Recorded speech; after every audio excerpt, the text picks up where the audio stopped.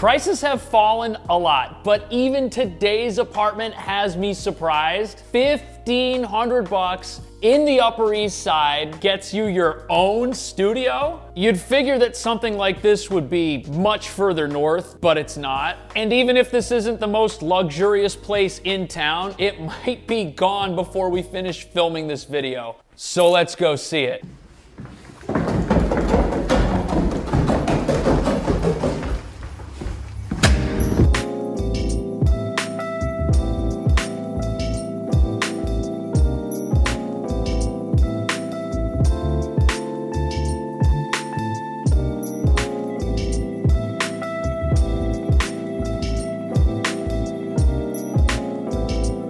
Here we are at 68th Street, right by Hunter College. To get here, we took the 6, and if you're a student at Hunter, anything in the Upper East Side in the 70s will work for you, because you can just walk to class if you have physical classes. If they're online, maybe you shouldn't rent anything. Now, today's apartment is as far east as we can get. We're headed over to York Avenue and 74th Street.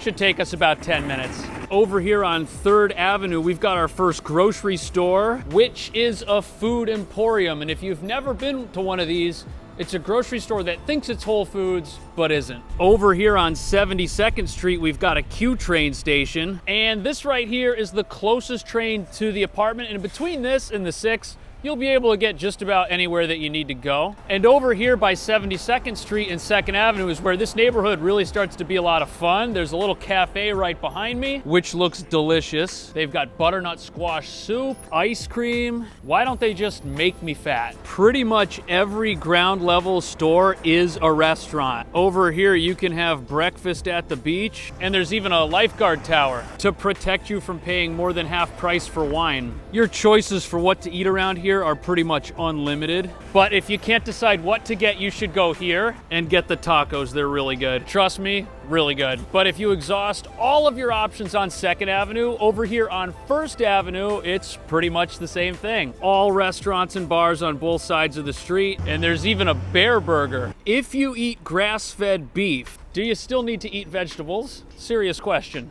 Over here, you've got local pizza. And this is definitely a neighborhood for someone that wants to save money on rent, but also wants to live in an environment where there's a lot to do. This is not a boring part of town by any stretch of the imagination. And if you live here, you're definitely gonna have a good time. Here we are at the building. There it is, right across the street. And across the street from it is a place with fountains and hundreds of units. Whoever lives here definitely pays more than $1,500 a month. Anyways, let's head across the street and see what we're getting ourselves into.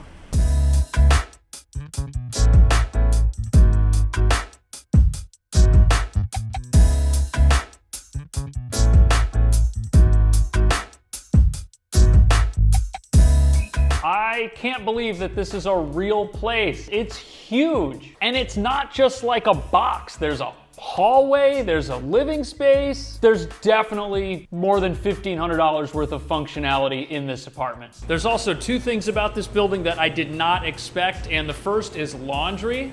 Washers, dryers. You've even got a couple laundry sinks down here. I did not expect to see this, but what I want to know, why aren't these socks in the dryer? I'm not sure. The other thing that I wasn't expecting was this elevator. This elevator's not brand new, but it works. It gets you upstairs, and we're only headed to the 2nd floor anyways, so if you decided that you didn't want to take the elevator, you definitely wouldn't have to do that. Now we're gonna check this place out so that you can see what living here would be like, and if you want to see 3 apartment tours a week, make sure you subscribe.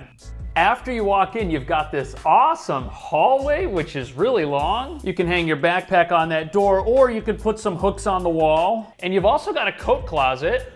Okay, I can fit inside. I don't know if that makes this a walk-in closet, but there's a decent amount of space in here. You've got 2 levels to store things. Now, after you walk through the hallway, you enter into the living space. And the great thing about this living space is that the kitchen is off to the side, kind of in its own little area. I love the separation between where the kitchen is and where the rest of the living space is. Now this area over here is 11 feet 10 inches by 9 feet 10 inches. And that doesn't include the area where the kitchen is. That area is 8 feet 4 inches by 9 feet 6 inches. The only question I've got is, how do you set this up so that you can get a living room setup and a dining setup? I had to think about it, but I've got it. Instead of putting your bed here or here, put your bed in that corner over by where the kitchen is. And as long as your bed's not wider than 6 feet, you're gonna have plenty of room to get over to the kitchen. And that setup's gonna make it so you can have a couch against this wall right here and your entertainment center across from it. Your TV, your bookshelf can all go in that corner over there, and you'll be able to have a full-size couch, not some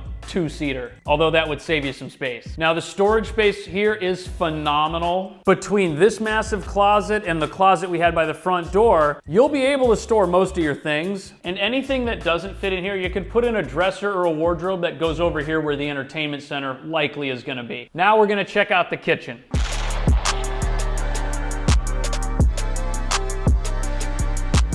This kitchen's actually really good. You've got a large 4-burner stove with a vent, a high-tech refrigerator made by a cell phone company. Does that make it high-tech? It's got an LED light strip. Cabinet space here is also excellent. If there's only one person living here, there's no way you're gonna fill all this up with plates and stuff. And there is enough counter space to make things. Small things, but hey, it's better than nothing. And there's an outlet here so you can plug stuff in. Oh, but most importantly, the sink has the sprayer. Very happy this isn't just a basic faucet. I like this kitchen. It definitely works. No dishwasher, no wine fridge, but you don't necessarily need those things. And if you're only using a plate, a fork, and a cup every time you eat something, that's 3 things. Just wash them by hand and put them away. You don't even need a dishwasher. But the big question is the bathroom good or does it suck? Let's go find out.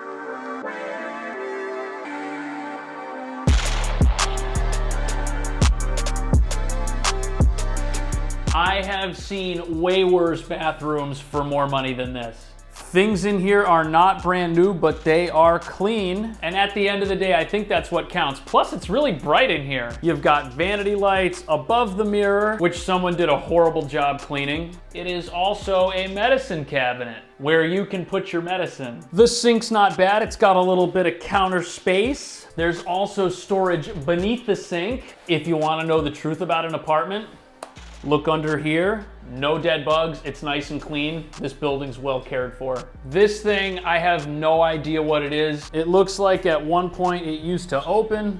There's also a full-size bathtub. And even though it's old, it's not gross. Again, not the most luxurious bathroom in town, but for 1,500 bucks, I'll take it. And if you want one of the cheapest, nicest places you're ever gonna see in 2021, check out the listing description and contact Charles Monroe, the listing agent. And then let's tour some more apartments. These are apartment tours right here. Pick one of those and I will see you in the next video.